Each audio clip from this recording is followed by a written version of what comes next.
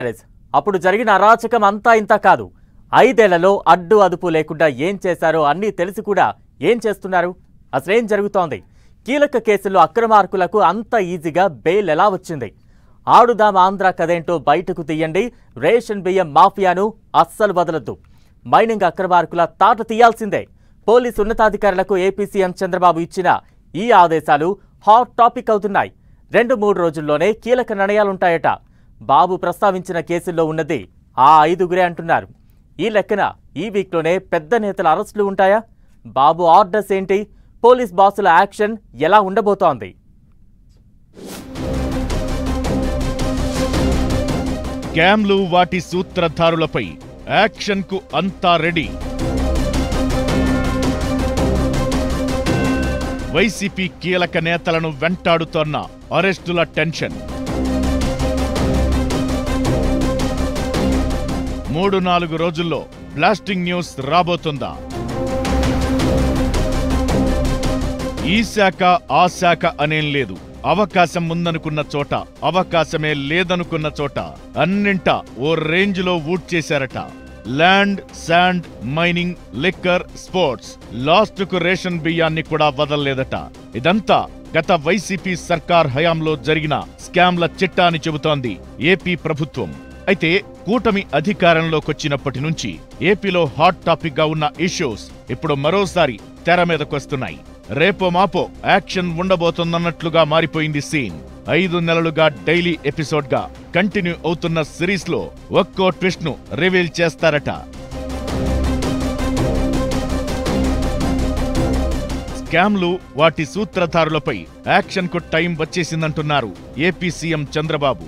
ఇక వరుస పెట్టి కారుమబ్బులు కమ్మేయడం ఖాయమంటున్నారు. ఈ స్కామ్లపై చర్యల విషయంలో డైరెక్ట్ గా చంద్రబాబే రంగంలోకి దిగినట్టు కనిపిస్తోంది. కుంభకోణాలు, వాటి వెనకున్న కీలక నేతలే టార్గెట్ గా పోలీస్ ఆఫీసర్లకు కీలక ఆదేశాలు ఇచ్చారట చంద్రబాబు. ఏ శాఖలో ఏం జరిగిందో, ఏ స్కామ్ కథేంటో అన్నీ తెలిసి కూడా యాక్షన్ తీసుకోకపోతే ప్రజలు ఏమనుకుంటున్నారో మీరే చెప్పాలంటూ పోలీస్ ఉన్నతాధికారులనే ప్రశ్నించారట. దీంతో పోలీస్ బాస్లు ఉరుకులు పరుగులు పెట్టే పరిస్థితి వచ్చిందంటున్నారు. చంద్రబాబు చెబుతున్న 5-6 స్కాములలో వైసీపీ కీలక నేతల హస్తం ఉందన్నది ఓపెన్ సీక్రెట్ అలిగేషన్.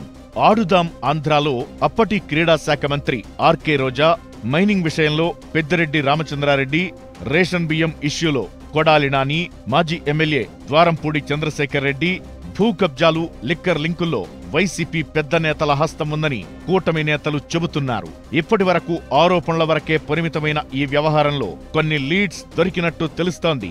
అందుకే యాక్షన్ స్టార్ట్ చేయాలని, స్లోగా ఉంటే కుదరదంటూ అధికారులకు ఆదేశాలిచ్చారట సీఎం చంద్రబాబు. పెద్ద పెద్ద స్కామ్ల వెనక ఉన్న కీలక నేతలు ఎవరో ఎక్స్పోజ్ చేసి యాక్షన్ తీసుకోవాల్సిందేనని ఆర్డర్స్ ఇచ్చారట.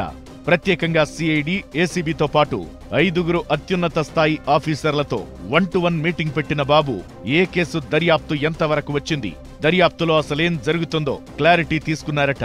ఇప్పటి వరకు పలు కేసుల్లో జరిగిన దర్యాప్తు మీద అసంతృప్తి వ్యక్తం చేశారట చంద్రబాబు.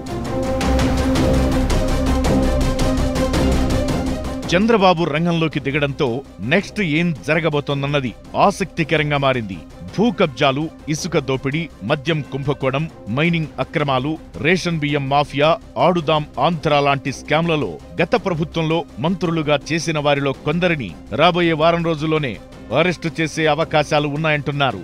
5-6గురు కీలక నేతల్లో కనీసం ఒక్కరిద్దరైనా జైలుకు వెళ్లడం ఖాయమన్న టాక్ వినిపిస్తోంది. అయితే ముందుగా అరెస్ట్ అయ్యేదెవరనే దానిపై మాత్రం సస్పెన్స్ కంటిన్యూ అవుతోంది.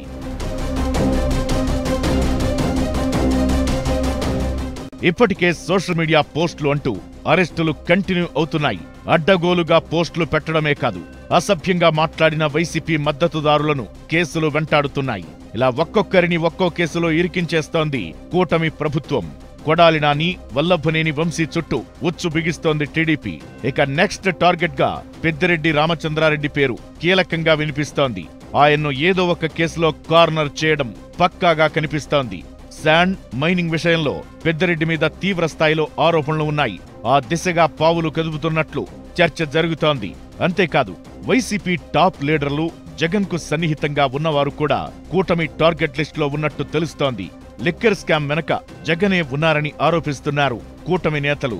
వీటన్నింటి మీద వరుస కేసులు నమోదు చేయడమే కాదు, సూత్రధారులు ఎంత పెద్దోళ్ళైనా విడిచిపెట్టొద్దని ఆదేశాలిచ్చారట సీఎం చంద్రబాబు. దీంతో ఈ 3-4 రోజుల్లో ఏదో బ్లాస్టింగ్ న్యూస్ రాబోతోందన్న చర్చ అయితే జరుగుతోంది.